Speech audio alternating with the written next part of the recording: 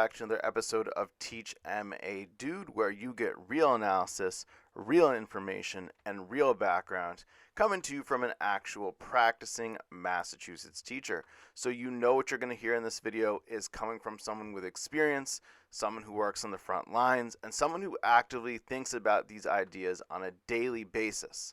All right, so today's topic is going to be about teacher contracts, right? It's hiring season. We're getting into the thick of people trying to look for new jobs. And so when you look for a job, especially in a public school, because that's what this video is going to be kind of geared towards, you always want to examine the collective bargaining agreement or contract that's been negotiated between the union and the school committee.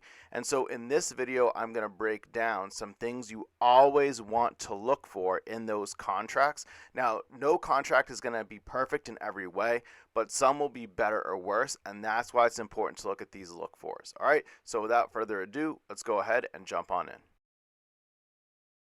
All right, so as I mentioned in the opening bit, when you go to work at a public school, and this is going to just apply to Massachusetts, I'm sure this is probably the case in other states as well. Every public school, for the most part, is going to have an agreement, a contract, or a collective bargaining agreement between the union, the local union that represents the teachers, and the school committee that represents the school. That contract is usually a whole process goes through behind it, right? People sit and kind of hammer out big ideas for a long time, and that is ultimately what governs what is expected of teachers, administrators, etc. And so if you're someone who's looking for a job in a public school, then the contract lays out what you can expect, and it essentially is, going to be enforced when you go ahead and take that job. So look, the reality is you're looking for a job likely at this point. Especially if you're watching this video, it's something you really want to think about, because once you accept that job, you walk in the door, this contract is going to govern your employment. So usually when I do a video, it's kind of off the cuff, and I kind of like to do a kind of free-flowing thought just to keep it natural. But, I really spent some time, thinking through in my head and kind of writing out what I wanted this video to look like. And so I came up with 10 different things that you're going to want to look for. The first 5 are going to be kind of more, or 6 are going to be more kind of high priority items that you really, and I'm going to kind of keep it in order of least greatest to least priority. All right, and so then again, those first few items are going to be higher priority. Those last few items are going to be important things you want to look at, but not as high priority. Before I jump into it, I just do want to say, in my experience, I've worked under a number of contracts. I've looked at a lot of contracts. And so there's a couple things you want to think about. One, no contract is going to be perfect, right? The things I'm going to list out in this video, some schools have excellent provisions in these contracts regarding them. Some have not so good things to think about, all right? And that's why it's a list of priorities. So you can prioritize, what are things that are like deal breakers for me, and what are things that are like, it's not so great, but I can try to live with it, okay? So you have that you want to think about. Not all contracts are perfect. The second thing you want to understand is that contracts will change over time. Typically in Massachusetts, a contract is usually set out for about 3 or so years at a time and is consistently renegotiated every few years, right? The idea is that if you have too long of a contract, then you're really locking in those terms, and that could be good or bad for both sides, right? The other thing is, as times change, other districts are gonna, not every district follows the same contract timelines. So other districts might start negotiating stuff in. And so from the teacher's perspective, we might say, wait a minute, X district is doing this. We want to do this too. There's a precedent somewhere in Massachusetts. Let's see if we can take that on. And at the same time, the leaders might say, wait a minute, this is happening in other districts, or this is happening at the state level. We want to incorporate this. So for example, one thing that recently happened is the Family Medical Leave Act in Massachusetts was updated such that, right, we have this paid time off and so on. But the paid time off and the Family Medical Leave Act, that doesn't apply to municipal employees like teachers. And so then that creates an issue where the teachers might want to negotiate for, well, how can we use our time even though it's not applicable to us How can we make the most out of that? And on the district's end, they might say, how can we let them, because we want to create a good working environment, but also we don't want it to kind of go completely off the rails. And again, in my experiences, I've seen districts that really are excellent with giving teachers the time they need to welcome a new child into the world or to take on a new adopted child. And I've seen districts that I would argue are not so good and potentially even unfair at men versus women in terms of not giving them equal time where other districts would. All right, so I just again wanted to open with that preface. All right, so the number one thing on my list is you're going to want to look at the pay structure of that district. So in the Massachusetts, the majority of districts, you're going to want to look in the contract in the appendix. Usually they'll put it as like Appendix A. The very, very first thing, or one of the first things they're going to give you is the contract salary grid. Now, in most districts, there's going to be a salary grid where you have columns that indicate your level of education and rows that indicate the number of years of experience. Okay? Now, in some districts in Massachusetts, and these are going to be districts that have been taken over by the state, those are going to have a merit-based pay system. And merit-based pay systems look almost exactly the same. I'm going to actually show you a picture of what that looks like, okay? But in most districts, you're going to want to look for a salary grid. If you see merit-based pay grids, I would be very, very cautious. In my opinion, unless you really are in love with the district, as soon as you see that merit-based pay, I would walk away, okay? So I'm going to talk about the grid system, which again is used by most districts in Massachusetts. There's a few things you're going to want to look for in a typical grid. The first thing you're going to want to look for is, one, how many steps are in that grid. So usually you're going to start at step 1, which is going to be the top row. How many rows do you get in the grid, right? Again, each row indicates your number of years of experience. So for example, if I have taught for 5 years in another district, and that's all the teaching experience I have, I'm going to want to look at what the 6th row looks like, because I'm going to expect to be hired and start at step 6. Experience will tend to transfer from district to district, though things like sick days and professional status will not generally transfer from district to district. So you're going to want to look at the rows.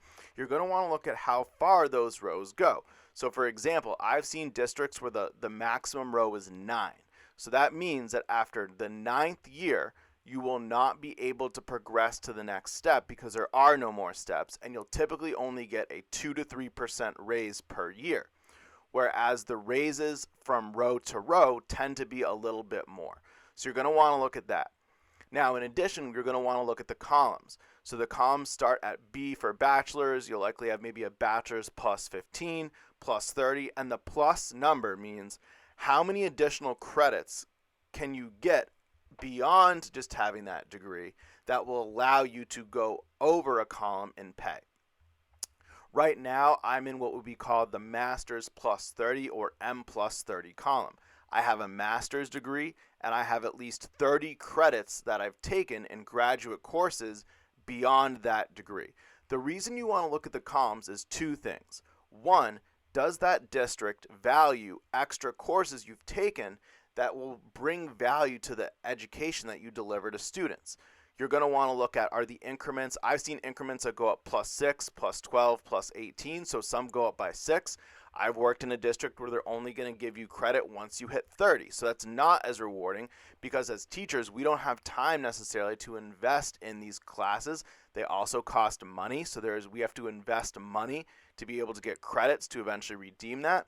And if you think about it, to get 30 credits, you must have to take up to maybe 10 classes just to get that pay raise, okay? So again, when it comes to the pay scale, you're looking at the rows, how high do they go? You're looking at the columns, okay? The number of credits you need to move over, and you also want to look at the differential. How much more do I get when I move over by a column? That's essential. Finally, you want to look at what I call the top left and bottom right. The top left, or bachelor's step 1, is typically the minimum amount of pay that you will get because it's the lowest level, lowest experienced. And the bottom right is the highest pay you're going to get because it's the highest level of education and the highest level of experience. So you want to look at what's the most amount of money I'm likely to be able to make in this district. We all have bills we need to pay. All right, so that's my number one thing to look for. What is the pay structure? What type is it? And what does the grid look like? Next thing you're going to want to look for is in terms of preparatory periods. So I am going to strongly recommend that you look for a contract that says every teacher will be guaranteed one preparation period per work day. This is extremely important, and this is not going to be present in all contracts. Unlike with the pay scale, I'm not going to be showing you specific examples for this one, but it is very important that you look for words like shall be given one preparatory period per day. You want to be on the lookout for red flags such as wherever possible, whenever possible, as situations permit. Those are things that water down the promise of that prep period because they allow administration to say, well, it's whenever permit, it's whenever possible, and it just isn't possible. You want language that protects your ability to have a period every day, not a duty where you have to watch kids or do paperwork, but a period to sit down, to decompress, to get your work done. A district that does not have this provision is a strong red flag that they do not value work-life balance. It is crucial that you have the ability to process to get work done during the school day. You should not have to show up at obscenely early hours. You should not have to come extremely late or leave extremely late to get the job done. Okay, so again, you want to see, are you guaranteed one prep per day? And is there additional language that says, should you not have that, that you could get paid extra? So for example, if you decide that you want to have a substitute, for a period, right? Will that give you extra pay for doing so? In my current position, that actually is in the contract, that we are allowed to have one prep period per day. In fact, I have a prep period and a duty period. If my prep period is dropped because of the schedule rotation, my duty no longer is something that I have to do to ensure that I have a prep period per day. That is crucial. You want to ensure that you have that, okay? And then if I choose to take on an extra sub coverage, then I am actually paid for doing that. Okay, so again, number two thing you want to look for, guaranteed one prep per work day. The next thing that's really worth taking a look at is what does the work day look like? When are you expected to report? When are you allowed to leave? And what kind of professional obligations are you, required to engage in that extend the workday? Typically what you're going to see, and it's going to have its own section called work day. It will say teachers are required to report at this time. Teachers may leave no earlier than this time, something like that. So typically it might be the case that you will usually have to report 15 to 30 minutes before the students or the first class begins. And then you're usually going to be required to leave about 15 to 30 minutes typically after the last bell, so after the day ends for students. You're also going to want to look at department and school-wide meeting requirements. Typically there is going to be some requirement that you have a department meeting maybe once per month and a school-wide kind of principals or building meeting once per month. You're going to want to look at, again, the frequency. You're going to want to look at the time. Does that meeting have to be 30 minutes? Does that meeting have to be an hour? Is there a meeting time requirement at all? Again, every school that I've seen is going to have that in there, but you want to think about what does that mean for you. So for example, teachers shall be required to attend one department meeting that is an hour in length and one building meeting that is an hour in length each month. Okay? And so what that means is what you're going to want to do is you're going to want to more or less add that hour on to the end of the workday, or probably not the workday, but you're going to want to figure out what's the bell schedule, when does the student day end, and then if it's an hour long, add an hour to that, maybe 10 to 15 minutes, and that's going to give you a sense of when your workday is going to effectively end. So for example, Your school day ends at 2 o'clock. You're going to maybe want to factor in like 10 to 15 minutes. So maybe 2:10 is when the meeting starts. If you know the meeting is required to be an hour long, then that means you're going to expect to be out at 3:10 p.m. twice a month. Okay, so it's something you want to think about. You also might want to take a look at a couple of other little provisions. Is there a provision that says what happens if the meeting is canceled? For example, there's a snow day, there's some kind of emergency, and typically what you want to take a look at is, are there stipulations for maybe Fridays or the day before a long weekend?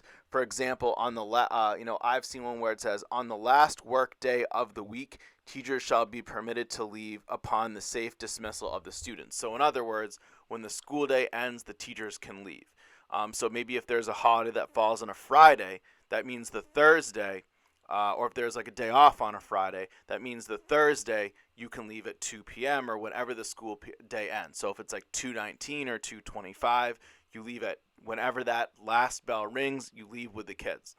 I've also seen things that you might want to take a look at in contracts around, is there flex period time? So for example, in the district I currently work at, in exchange for the fact that they're making you stay a little bit later due to department meetings and faculty meetings, up to 2 times a month, I'm allowed to leave at 2 p.m. when the school day ends, instead of having to wait till 2:30, which is my typical contract time. So you really want to dig into, what does the work day look like? When is the start time? When is the end time? What is going to push your commitment to be staying later at work by way of your contract? And what kind of things do they sprinkle in to kind of soften the blow? The work day is, of course, the thing that's when you're going to have to be at school. And so you're going to have to think about, is this a commitment I'm willing to take on? Okay, so definitely important thing to think about.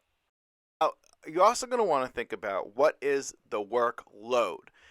It will be typically the case that a contract will have another stipulation in it for the workload, and that's going to refer to the number of classes you are required to teach in an instructional cycle or overall. So let's say that typically the students have 7 periods that they attend. That's a very typical kind of layout in a school. Of those 7 periods, how many do you teach? How many do you have to go to a duty or a common planning, and how many is a preparatory period? I've said previously that you should be looking for a guarantee of 1 preparatory period per day, no students, no responsibility, but you have time to decompress and get that work done. What you're typically looking for is the number of classes you're required to teach out of the entire number of classes that students would be taking. So again, typically like 5 out of 7 would be considered a full-time workload. You want to look at the number of different classes. Is there a cap on that? So for example, you are required to teach 5 classes, but you shall not have more than 3 different classes to teach.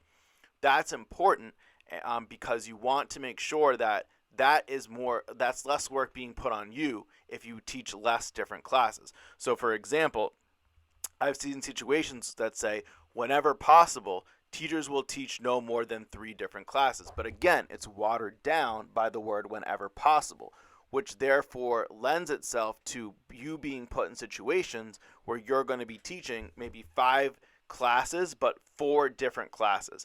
When you think about that, that means 4 different lessons you might have to create per day, which is in turn more time that you're going to have to spend, which means in turn you either have to make a choice. You have to sacrifice work-life balance, or you have to produce materials that are not as nice and rich and meaningful as if you had more time to put together less number of lessons. Okay, the other thing you're going to want to look at, of course, is, do you have a requirement to do an administrative duty? That's typical. Every school tends to have extra kind of nonsense that's required to run the school that's then pushed off onto the teachers, because why not? We're already there. Better not to pay someone else when you can have the teachers do it, quote unquote, for free. And so those are things you want to think about. And again, the prep period, that's important. So for example, is there a common planning? How does that factor into it? Is the common planning expected to take place during your prep period, or does the common planning substitute in for a duty period? That's important because if a common planning goes in where your prep period is supposed to be, you are effectively losing that prep. You have to spend that whole prep when you'd be getting ready for a class. Instead, you're going to have to be meeting with other people. And collaboration's fine. I love collaboration. I respect it, and I think it's necessary for the functioning of any school. But it's at what cost? Because you need that preparatory period for yourself, just like you also need that common preparatory period to help everything run smoothly. Okay, so workload, different number, how many classes, how many different classes, what is the duty setup, what is the prep setup? Very, very important. All right, number 5. This is a very important one, and this is one you definitely want to look at. It's going to round out the end of the big 5. It's going to be off days. So what are your, and this is usually going to fall under a section called personal leave, leave days, something like that. You're going to want to look at a couple things. One, sick days. How many sick days are you permitted per year? And within that, how does the sick days accrue? Is there a limit on it? So I've seen two types of situations in my career. I've seen an example of teachers will be given 14 sick days per year with unlimited accrual. That means that those sick days can add up and add up and add up and add up if you don't use them to an unlimited amount. And I've actually seen teachers with a number of sick days that's actually more than a full school year. That is actually the exception, not the rule. Typically what you'll see is teachers will be permitted 14 sick days per year and will be allowed to, accrue up to 180 days. So usually be once you hit like a typical full school year, you can't accrue them anymore, you lose them. That's more common. So again, how many days, how much do they accrue, can they accrue? That's extremely important. You also want to look at the number of personal days you're given. So one, how many personal days are you allowed? Typically, you're going to see about between 3 and 5 per year as a typical number of personal days. In addition, are you required to give an excuse for why you need to take the personal days? So again, two situations I've seen. One that says teachers will be permitted to take 4 personal days per year, of which 2 of them require an excuse and 2 of which shall be taken without excuse. Meaning for 2 of them, you have to explain to your boss, why do I need these days? And 2 of them, they have to accept it as long as, typically it will be like as long as there's not already so many people who've taken a day. But otherwise, you have no obligation to explain why you need those days. So that's important. The job I currently work in, it's kind of like a good and bad. So the good, I have 3 days I can take, and I don't ever have to say the reason. As long as not that many people have taken a day, they have to give it to me. They cannot ask for a reason. And typically you also are capped, like I can't take it the day before a holiday break, etc. Like the day before April break, I need special permission from the superintendent, right? So that's like a catch. But again, pro, no reason ever given. Con, I have less days than I've had at other jobs. Typically, I've had between 4 and 5. Now I get like a hard 3. So again, ups and downs. So that's personal days. You also want to look at, does your district allow you to attend meetings like professional development meetings? For example, you want to go to a conference. Are you allowed to do that, and does that count as a personal day, or is that going into its own category?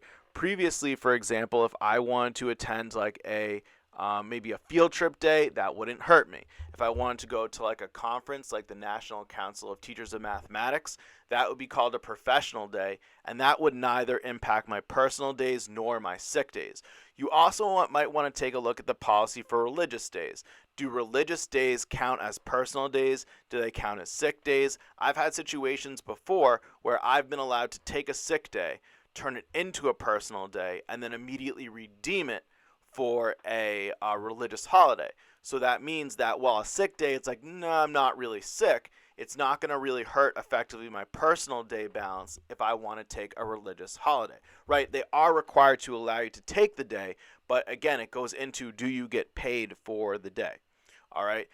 You also have bereavement days. You want to think about bereavement days. What's the policy behind that? No one ever wants to use those, but it is worth looking at. So how many days? There's typically split between a closer family member, and that's going to usually give you between like 4 or 5 grievance days.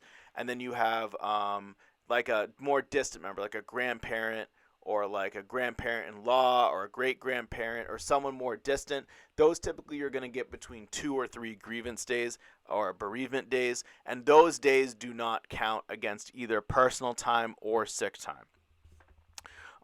And then finally, you're going to want to look at family leave days. So when it comes to a family member who is sick, is that something that you can use your normal sick days for, or is there a separate kind of allowance for what they call family sick time? So in the district I work in, we are allowed, I believe it is 15 sick days per year, but only 8 of those days may be used for what's called family sick time. In the previous district I worked in, they were able to make an agreement where it said, we don't care. If it's family time, if it's your time, it doesn't matter. You have 14 days per year. If you use all 14 for a kid who's sick, fine. If you use all 14 for you, fine. If you split it, fine. We don't care. Those days are for you or your family when they're sick. In my current job, I'm capped at 8. So if I have a kid who's sick, I have to keep in mind that once I go over 8 sick days for that kid, then I'm now not able to redeem any more sick day time.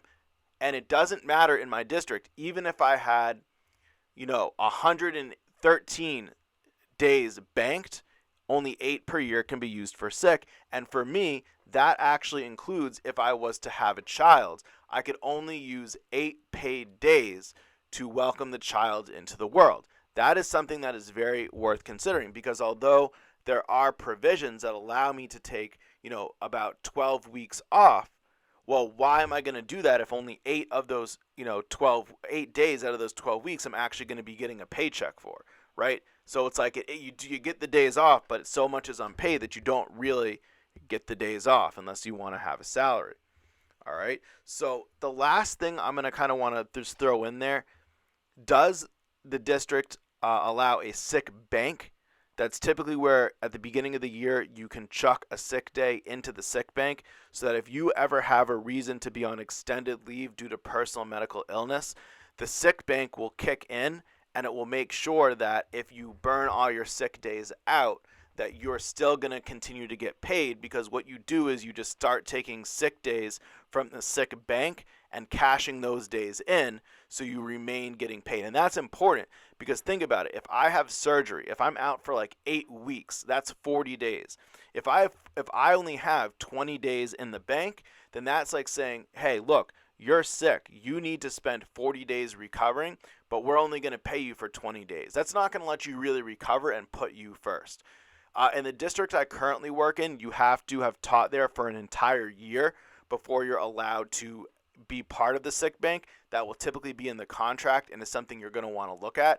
In my previous job, anyone, like first year, the minute you show up, you're allowed to add your day into the sick bank. Now, there's also going to be some kind of like extra credit bonus items that you're going to want to look at. And these are because there's going to be like little things I've come to learn that you're probably not going to come up in the interview, but that it's something that you're going to want to think about, and it was going to come up once you've taken the job and you're kind of now locked in. The first thing you want to look at is class size caps. So is there any cap on how big a class can be? And again, you want to look for words such as whenever possible, wherever possible, as situations permit, which water down this requirement. So for example, there's 2 kinds of scenarios I've seen. Teacher, the maximum class size shall be no greater than 25. That means contractually you are not required to teach more than 25 kids per class. Versus the district shall make every attempt possible to ensure that class sizes are no greater than 25. This is a non-promise. It's a not promise. If you hear the words wherever possible, whenever possible, as situations permit, this goes for anything in this video. It's not a promise. You cannot guarantee it. It's just lofty language, right? Because that's just saying they're going to say, oh, well, you know what? We've had a big enrollment this year, so guess you're going to have to teach 30. Okay? So again, in any case, if it's a situation where they have to ask in order for it to be a thing, then that's like that's something you're going to want to take into account. Okay? Because you don't want to get stuck with huge classes and they just throw up their hands and say, oh, well, Too bad, because that's just the way it is. You're also going to want to take a look at, is there any mentoring and induction requirements? And this is a key word or phrase that you're going to want to look at. Mentoring and induction refers to the idea that when you are new to a district, you are required to engage in some, program to help you get familiar with the district, to get familiar with the students and the policies, etc. Now, mentoring and induction is really mostly geared towards more novice teachers who are entering the teaching career, who need a little bit more help kind of getting into things, and is meant to really give support so that you can really feel comfortable as you make that transition. I found in my personal experience that it tends not to be so helpful, because it's only as helpful as the mentor is engaged. In my personal experience, you've had to really work hard to make yourself available to the mentor. The mentor has not necessarily worked so hard to make themselves available to you. That being said, in my current kind of stage of my career, I haven't needed so much guidance, but I remember in my first year of teaching, I almost never saw that mentor. They never really enforced mandatory meetings. They rarely came and observed me, and so that can be a challenge. You want to know a couple things. One, what is the hour requirements? What are you required to do? Some of this is dictated by law in Massachusetts and regulation, so there's not very much you can do. But also, to what extent are you required to engage in this? In my previous district, it was you do a 1-year program, you're done. If you want to get a professional license, you're going to have to do additional mentoring, but that's not something required by contract. That's something you choose to do to advance your license. That's different. In my current role, there's actually required to be a multiple year induction, which is helpful, but as a mid-career educator, not really, because I'm basically feeling like I'm being dragged into another after-school commitment where I'm being taught things that are either not really relevant to me, or things that are like something we should all be engaging in as a district, but yet somehow we're getting stuck engaging in. So the mentoring and induction, again, it's not like a deal breaker as much as the first 5 are, but you really do want to take a look at what's the time requirement and what's the year requirement for any one of these programs. Similar to this idea, you are going to want to take a look at what kind of professional development is required of you. Now, all teachers are required to engage in professional development. Generally speaking, if you're someone who holds a professional teacher license, you actually do have to have a professional plan. You have to regularly be doing some kind of development in order to be able to renew that professional license. But if you're not a professional license holder, then the professional development points, or PDPs, are not as relevant to you. So if you have an initial license, you're going to keep that license for 5 years of employment, versus if you have a professional license, it's 5 calendar years. So the initial license folks, they're looking to get a master's degree, mentoring and induction, and a certain number of years of experience, and then they automatically move into the professional license category. So what you want to look at in your district is this is going to fall under work year. So you're going to want to take a look at how many days, working days, is the teacher required to do. In Massachusetts, a typical public school, there will be 180 days of school. So that means if the teacher work year is 183 days, that's indicative of there will be 3 full day professional development days that the teacher is required to engage in. You're going to want to then compare that to the school calendar, because that's going to tell you when those days fall. Typically what you'll have is you'll have 1 day that will count, before the students come to school. That will count as a day. You might have a day like in, the fall, that'll be a full day. Students don't report, it doesn't count as a school day, but it is a work day. And then maybe you'll have a day in the spring that's a full day. Again, doesn't count as a student day, but is a teacher day. All right. And then you might want to take a look at, I've had situations where teachers are required to do a professional development course after the school day ends as some kind of requirement for their contract. All right, another thing you're definitely going to want to take a look at is, what is the policy for advancing to the next pay column? Previously, I talked about right at the beginning, what is the structure for how pay works, right? We talked about the rows and the columns. Moving over the columns is going to be only possible once you have presented a certain number of completed credits beyond your current degree. What you're going to want to look for in the contract is something that references the Professional Improvement Committee, or PIC or PIC. That is going to outline the policy behind how you go from one column on the grid to the next column on the grid. So you're going to want to take a look at, do you have to have classes approved? What's the process behind that? When do you have to declare your intent to move to the next column? Does the move happen immediately as soon as you have completed the classes, or does it only take effect in the next calendar year? And kind of in general, what is being put on you to prove that you are ready to move on to that next column in the pay scale? This is extremely important because this goes along with what is the incentive for you to be doing more to improve your own professional knowledge. What are they giving you for that? Last thing I really recommend you look for is, what are the stipends that are available for doing work beyond the school hours or school year. So a lot of the times the contract will set an hourly rate for things like curriculum development and things that take place during the summer or outside of school hours.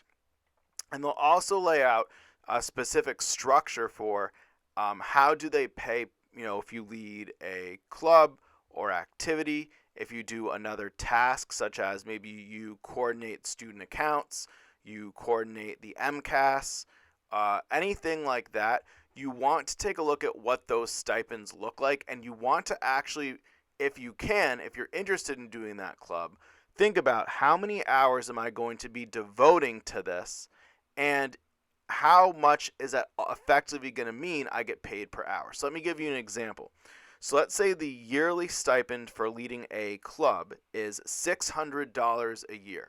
That's kind of on the lower end that I've seen, but let's say it's $600 per year.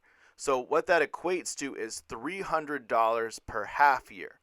So let's say that you're going to need to spend about 5 hours per week, and a half year is about 24 hours. That's 120 hours that you're going to have to put into this endeavor.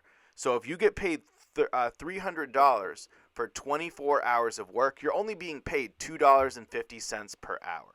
So the reality is that when you take on a club, there's a lot that goes into it. There's your work days extended. There's additional supervision. There's certain preparations. There's your kind of, moral impetus to make it an exciting experience, an enriching experience for students. But you have to ask yourself, well, look, I'm taking time out of my day. I'm taking away from my opportunity to be with my family, with my loved ones, because I'm now staying at school for an extra hour or two. Does this equate with what I'm being paid? Is the juice worth the squeeze? Okay, so you're going to want to take a look at, again, how do the stipends break down? Again, how often do you get paid? If you get paid that $600, it's typically you will get one payment in December and one payment in May, right, as things are winding down. So the structure, the hourly, and again, is there a way to advance that in a second year of leading the club? Do you get paid more, etc.? Okay, so again, stipends and that extra money you have for putting in more and evaluating what is it worth it to you is definitely something to think about. Alright folks, so that's going to do it for this video. So I hope you found this video interesting. Again, as we start getting around to the time where we're going to be doing job searching, we're going to be putting out our resumes, we're going to be looking for jobs, it's more important than ever if you are applying to a public school, and I just want to clarify, not a charter school, not a private school, but a traditional public school, you're going to want to look at the contract for that school. So you're going to want to go to Google. You're going to want to Google X school, whatever the name of the school is, teacher contract. You're going to want to look through that, and I really, really, really want you to consider the 10 things that I've talked about in this video. The first 5 things are going to be crucial deal breakers that if you don't like it, I would think about if you really want to be there or not. And the last 5 things are additional things that could kind of be an annoyance if they don't go your way, but are nonetheless important. You deserve to work at a place where you feel enriched. And that doesn't mean money. That means personal enrichment, personal enjoyment, and personal respect. And what is put in this contract is indirectly a sign of the value that they give you, that is, the school committee and the leadership gives you for the undeniably crucial role you play in the lives of the students you serve. I hope you found this video to be helpful to you. Again, please feel free to like, comment, subscribe so we can keep this conversation going. This has been another episode of Teach MA Dude. I hope you have yourselves a wonderful day.